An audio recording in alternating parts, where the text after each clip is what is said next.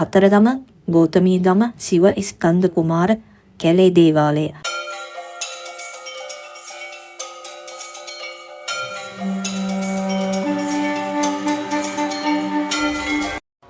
සාමිතුමනි කැලේ දේවාලය ගැන විස්තර කියන්න අපිට. මේ ඉබේටම ලැබුණ නම කැලේ දේවාලය කියන්නේ කාලෙම මේක විශාල කැලයක් තිබෙනවා. ගොඩාක් ඔය ගෙවල් දොරවල් ළඟදී තමයි හැදිලා තියෙන්නේ. විශාල කැලයක්. ඒ මැද තමයි මේක නටමුන් අපිට අහුවෙන්නේ මට අහුවෙන්නේ. ඉතින් මම සොයාගෙන ආපු තැනක් මෙතන. ඉතින් මෙතන මේ තත්ත්වෙට දියුණු කරලා ගත්තා. ඉතින් ප්‍රතිමතුන්ගේ සහයෝගය තමයි ගොඩක් මට උදව් උපකාර වුණේ. මෙතන අනිවාර්යෙන් තියෙනවා. කියලා යන දෙයක් වරදින්නේ නැහැ. හරියටම හරියනවා. මොකද සිය දෙවියෝ වැඩ ඉන්න තැන කියලා තමයි අපිට කියන්න පුළුවන් ඒකත්. සිය දෙවියන්ගේ පුදුමාකාර පරිශක්තියක් තියෙනවා. සිය පාර්වතී ගණ දෙවියන්ගේ සෑහෙන බලයක් තියෙනවා මෙතන. මොනවා කිව්වත් කීපුනේ හරියටම තමයි. නැහැ කියලා නම් ආපු කෙනෙක් නැහැ මේ ලක.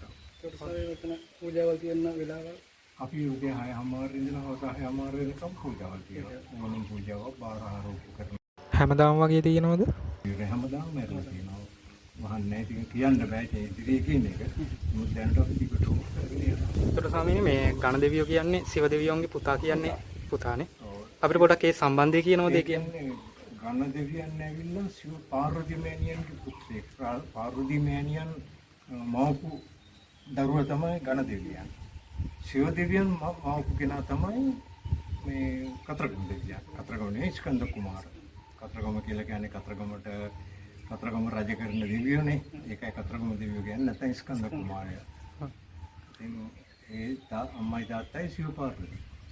ගණ දෙවියන්ගේ මූණ වෙනස් වුණ එකේ අතීත කතා තියෙනව නේද? කාලෙම වෙච්ච එකක් මේ නැතු මේ මෑතකදී පට බඳපු යන්නේ පොඩි කාලෙදිම ඒ සිව පාර්වතී මවලා අපි අහන කියන ක්‍රමයට කියනවා පාර්වතී මෑණියන් ගණ දෙවියන් මවලා ගණ දෙවියොත් එක්ක ඉඳලා ඉරලා ගණ සිව දෙවියන් නාන්න ගිහිල්ලා එනවා.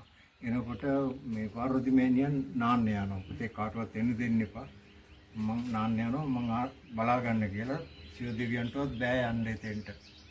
යන්න දෙන්නේ නැහැ මෙයා සටන් කාමීව මොන જાතිවත් යන්න දෙන්නේ නැහැ. දෙවිවරුත් එක්කත් මෙයා සටන් කරන්න යනවා. අනේ අන්තිම සිව දෙවියෝම තමයි ත්‍රිශූලයේ වල මෙයාගේ බෙල්ල කැපෙන්නේ. ඒකෙන් සංසාරේ ආපු මේක පරම බ්‍රහ්ම කියන්නේ ගණ දෙවියෝ. මේක කවුරුත්ම හිතන්නේ හිතනවත් දන්නේ නැහැ. ගණ දෙවියෝ කියන්නේ සිව දෙවියන්ටත් එහා අතීතුම් යාගේ බල ශක්තිය. පරම බ්‍රහ්ම. එහෙනම් බැතිමතුන්ට කියන්න විශේෂ දෙයක් තියෙනවද? ඉතින් මම කියන්නේ ඉතින් ඇවිල්ලා වැඳපු දාගන්න. ඉතින් මම මේ දැක් කරා මුලදී මේවා මොනවද තිබුණේ නැහැ. ඉතින් අද දියුණු වෙලා තියෙනවා. බැතිමතු තමයි මේක දියුණු කරලා දුන්නේ. මෙතන අපිට ආධාර දෙන්නේ, මෙතන දානමාන දෙන්නේ ඔක්කොම කරන්නේ බැතිමතු තමයි. අපි සතපහක් වියදම් කරනවානේ. අපිට එහෙම වියදම් කරන්න මුදලක් මේක ඇත්තේ ලැබෙන්නේ නැහැ. දැක්කොත් කියන්න පුළුවන්. නමුත් එන බැතිමතුන්ගේ ශක්තිය තමයි මෙතන පිටලා තියෙන්නේ. මට කියන්න පුළුවන් මාත් එක්ක ඉන්නේ මගේ බැතිමතු තමයි. තුරුමනේ මෙතන වැඩ කටයුතු කොහොමද? මම පටින් දේවාලේ කාලි දේවාලේ නාගස්ත්‍රම්මා දුර්ගමෑණියන්ගේ හනුමන්ත දේවාලේ තමයි මම මේ වැඩ කටයුතු කරන්නේ. පුදු පූජා පවත්වගෙන කන්ලව ගොඩක් දුරට කරන්නේ පත්තන දේ හාමුදුරන්ගෙන්. මම ඉතින් ලෝක සත්‍යයට පිළිපෙන්න ගොඩක් පිළිපෙලා තියෙනවා. ඒතරමනේ මේ අර ළමයි නැති අයට ඔව් ඇත්තටම අපේ ලංකාව පුරා ලෝක පුරා මගේ ලක්ෂ ගණනක් ළමයි ඉන්නවා. ළමයි නැති අයට පිළිපෙලා මේ පත්තිනි අම්මගේ මගේ හාස්කමගේ පත්තිනි අම්මගේ ඇත්තටම මේ බාහිරදී හැම කෙනාටම ළමයි ඉන්නවා. නැtei කියලා කවුරුත් ඇවිල්ලා නැහැ. අවුරුදු 10 15 20 ළමයි නැති අයට ඔක්කොම ළමයි ඉන්නවා. මම ලොකු දිනක් කරලා තියෙනවා. මෙතන පූජාවල් තියන්න එහෙම වෙලාවක් එහෙම තියෙන්නේ නෑ මම ඕනම වෙලාවක පූජාවක් දෙනවා. ඒක කපලා අම්මට කියනවා. වෙලාවක් නැහැ. එහෙම වෙලාවක් නෑ. අපි හතර වහනවා. අපි හතේ ඉඳලා බෑ හතර ලකම පූජා පවත්වනවා.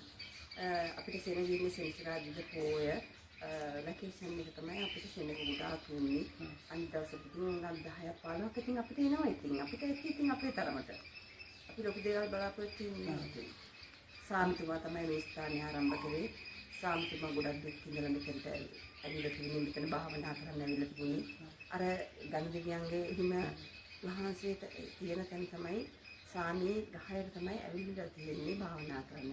එතෙන්දී සාමිට භාවනා කරන වෙලාවේ ශිවදිවියන් ජීවමානව ඇවිල්ලා කියලා තියෙන්නේ මේ අර ඇතුලේ ගල පෙන්නලා ඒ ස්ථානේ මගේ රූපය හදන්න කියලා.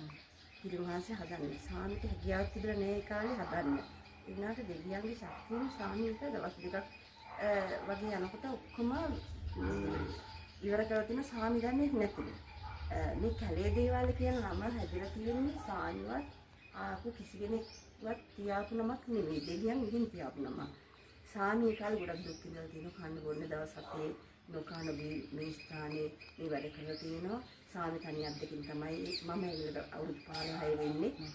පොඩි සාමිත් ඇවිල්ලා අවුරුදු 10ක් වගේ වැනි කාලයක් වෙන්නේ. සාමි බඩට කාලවත් නෙවෙයි මෙතන මේ ගොඩනගන්නේ. සාමිට දෙවියන් ඇවිල්ලා කිව්වට පස්සේ තමයි මෙතන දේවාල ආරම්භ කරේ. ඊට පස්සේ පොල්ලතු මෙහිම කණු පොඩි කණු හතරක් තියලා පොල්ලතු අතුරල තමයි ශිව දෙවියන්ගේ රූපේ පරිසම් කරලා තියෙන්නේ. සාමි අතින් නමපු රූපේ තියලා තියෙන්නේ. එතෙන්දී ගමේ මිනිස්සු කිසිනෙක් සාමිට සැලකිල්ලක් දැක්ුවේ නෑ. මොකද සාමි කවුද කියන එක මිනිස්සු දන්නේ නෑ. මේ කිසි දෙයක් නෑ. මේක කටුකලයක් තිබුණේ.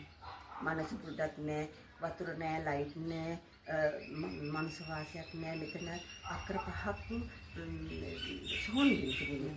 එතකොට මේ පිළිමහසේ හැදුවට පස්සේ සාමි වගේ කෙනෙක් ගිහිල්ලා ගමට ගිහිල්ලා කියලා තියෙනවා මේ ඵලයන් කැලේ දේවාලට ගිහිල්ලා සාමිට උදව් කරපන් කියලා. මිනිස්සු පළවෙනි දවසේ දෙවෙනි දවසේ ගණන් ගන්නවා.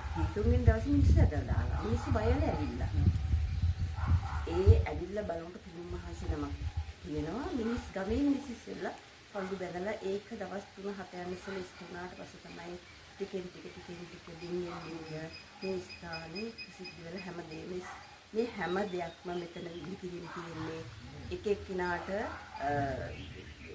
ඇවිල්ලා පඳු බැලලා ඒ දේවල් ඉස්තු වුණාම මෙතන යමක් කරලා හම්දා මේ දින තියෙන ගලපවා මේ හැම කෙනාගේ භාර්යාව මේ හිම තමයි මේ කැලේ දේවල් නිර්මාණය නිර්මාතු තමයි දුක්සාමි. කොයි කාලේ වගේ නේද?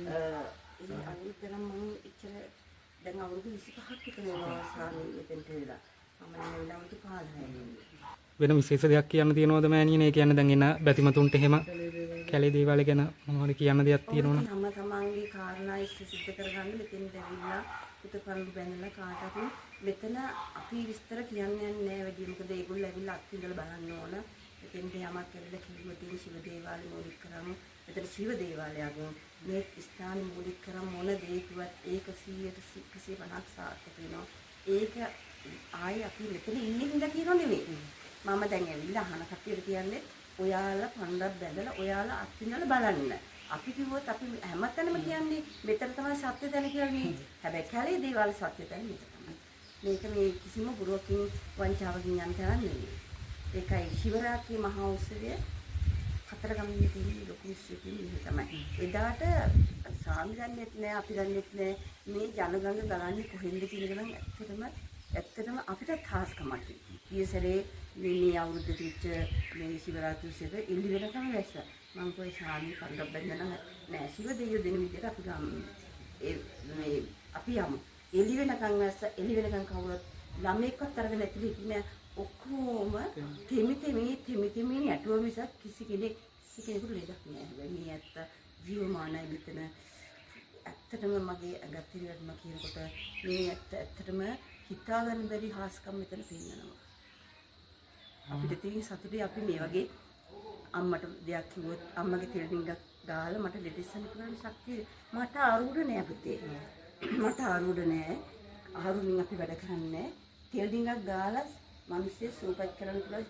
අනිත් එක ළමයි නැති අයට මම කරන්නේ අම්මගේ දෙපා මුලේ අම්බරක් ගැටගස්සලා දෙපා අම්මට බාර කරලා දෙපා මුලේ තියලා අම්මට බාර කරලා තෙල් ඩිංගක් ගාලා අම්මගේ පැන් ටිකක් දීලා පිරිත් කළ නූලක් බැඳලා බෝධි පූජා මාලාවක් කරනවා මම. ඒගොල්ලන්ට ගිහිල්ලා කරන්නේ. එතෙන්දී මේ මගේ ක්‍රමය ඒකයි. හැබැයි අවුරුදු 4න් 3න් එහාට ඒ අම්මගෙන් හම්බෙන ළමයා 3 මාසේ බබා බඩට ආවට පස්සේ මම මෙතෙන්ට ආවද දෙන්නලා අම්මට පැහැදුණු හදක් තියලා ඒ අම්මවයි බබාවයි බාරකම මොකද නියුග දරුවෙක් වුණා. ඒ විදිහට බාර කරලා තමයි වෙන මොකුත් මම යන්ත්‍ර මන්ත්‍ර ශාස්ත්‍රෙම අපේ කවුරුත් දන්නේ නැහැ. ඇත්තටම දන්නේ නැහැ. අපි දෙවියන්ගේ ශක්තියෙන් මේ හැමදේම කරන්නේ. ජීවමානයේ තේරුම් මේ හාමුදුරුවෝ සිව දෙවියෝ ඇතුළු අඩවල දෙවියන්ගේ පොළයක් තියෙනවා. ධම්ම දිවිලන් බලයක් තියෙනවා. ඇත්තටම ඉතින් අපිට කියන්න නම් වචන නැහැ කියනකොට අපිට ඇඬෙනවා. කියන්නේ ගොඩක් ආස්කම් බහුල දේවාලයක්. ඒ වගේම මෙතෙන්ට ජනතාව වෙන්නේ ආස්කම නිසා. හැම දෙයකම හොඳයි. බබාල නැති ඒවට, ව්‍යාපාර දියුණුවට, රට යන්නේවට, ගෙවල් දොරවල් වල දෝෂ හැම දෙයකම හොඳ. අපිට මෙතන ඉන්න අපි ගොඩක් අයට වෙන කිසිම රස්සාවක් නැහැ. ඒ කියන්නේ දෙවියන්ගේ ආස්කමට බැමිණෙන බැතිමතුන්ගෙන් තමයි අපි හැමෝම ජීවත් වෙන්නේ. මට බබාල 3 දෙනෙක් ඉන්නේ. දරුවෝ ඉස්කෝලේ යවන්නේ. අපි කන්න බොන්නේ හැමදේම මේ සිව දෙවියන්ට පින් සිද්ධ වෙන්න. එතුමාගේ ආස්කම් වැඩිකමට තමයි ඉතින් බැතිමතු මුළු ලංකාවෙම ඉන්න බැතිමතු මෙහෙට බැමිණෙන්නේ ආස්කම නිසා. ඉතින් ඒ ගැන අපි ගොඩක් සතුටුයි. ඒ වගේම අපිටත් ආස්කම තියෙනවා. රස්සාවක් නැතුව ජීවත් වෙන්න අද රටේ අමාරුයිනේ. පූජා වටියක්, ජූස් එකක්, මල් වටියක් විකුණන් අපි ජීවත් වෙන රොටියක් එහෙම විකුණනකට තමයි අපි ජීවත් වෙන්නේ. ඉතින් ඉස්සරට වැඩිය අපිට මුදල් ටිකක් වුණා දැන් ගැවසෙන්නේ. මොකද ආස්කම් බහුල නිසානේ ජනතාව හැමතිස්සෙම මෙතෙන්ට එන්නේ. ඒ නිසා සර් අපි ඉතින් ජීවත් වෙන්නම මෙතනින් තමයි. ඒ වගේම ගොඩක් ආස්කම් තියෙනවා. කැලේ දේවාලේ කොහොමද ආරම්භය කරපුතේ මේ මුල් කාලේ මාතර කොහොමද තිබ්බේ? මේක මෙතන මහලු විශාල කැලයක්. ඊට පස්සේ මාතරේ ඉඳලා මේ පිරිමැටි වල ඉඳලා සාමික එක්ක ඇවිල්ලා භාවනා කරන්න තැනක් හොයාගෙන ආවිලි. ඒටි හිඳෙන් තමයි මේ ශාන කියන්නේ. මේ දේවාලයක් කියනවා මේක නේද? උගල හරි ගස්සන්න මේ පැටපුතුන්ට වඳින්නේ. ඊට පස්සේ ඔය කතාව අපිට සාමිට යොත් කරලා පොඩ්ඩක් හරි අසල් ටික කාලයක් ඉන්නකොට ටික දවසක් නිකුත් වෙනකොට මම ගියා මොන සත්‍යයක් කියලා බලන්න. එනකොට මේ සාමි මේ සිව දෙවියන්ගේ නීතියක් හදලා තියෙනවා. ඊට පස්සේ දැන් මම ඇහුවා මේ සාමි මොකක්ද කියලා. ඊපස්සේ ආවා. දාක්නෑ පුතා කියලා. ඊපස්සේ මම ඇහුවා මේ සාමි ඊට වැඩි ඉස්සර මේ නිර්මාණ කරලා දෙන්න නෑ පුතේ. ඊට පස්සේ මම ඇහුවා මේ මගෙන් අවසානයේ පුතාට මොකද්ද මේක පේන්නේ කියලා. මං කිව්වා ඊට පස්සේ මේ සාමි මට නම් පේන්නේ සිව දෙවියන් මොකක්ද වගේ. එනයි කියලා. එනම් පුතා වෙන්නේ නැති. ඊට පස්සේ අපිත් ඉතින් ඇවිල්ලා හැන්දෑවට මල් පහන් ටිකක් පුද කරලා සාමිත් එක්ක කතා කරගෙන ඉඳලා කොහොමම ගියා පොටි කලබල කාලේ පොටි මන්ට හරිම දුකක් ඉන්න මේක. ඊට පස්සේ දැන් අපි ගමේ කට්ටියට ගිහලා කොහොමද මෙතන මේ සාමි කෙනෙක් ඉන්නවා සිලොප්පු දේවාලයක් හදලා තියෙනවා.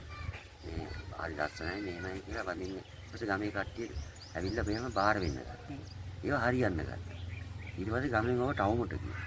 ටවුමේ කට්ටියත් ඇවිල්ලා බාර වෙන්න ගත්තා. ඉතින් දවසෙන් දෙකෙන් මාසෙන් 3 මාසෙන් කට්ටිය ඇවිල්ලා කියන අපේ පාරේ ඉඳලා ආදි ගියා. දැන් මොකද කරන්නේ? එහෙම තමයි ඔය තියෙන්නේ මේ දේවල් ඔක්කොම හදලා තියෙන්නේ මේ බාර වෙලා ගිහිල්ලා ඒ කාරණාවල් ඉෂ්ට වුණා. පොදු නැති වුණාම නඩු අබ ඊට කඩාම යානවා. එක එක නෑවිලුත් එක එක බාර නෙවෙන්නේ.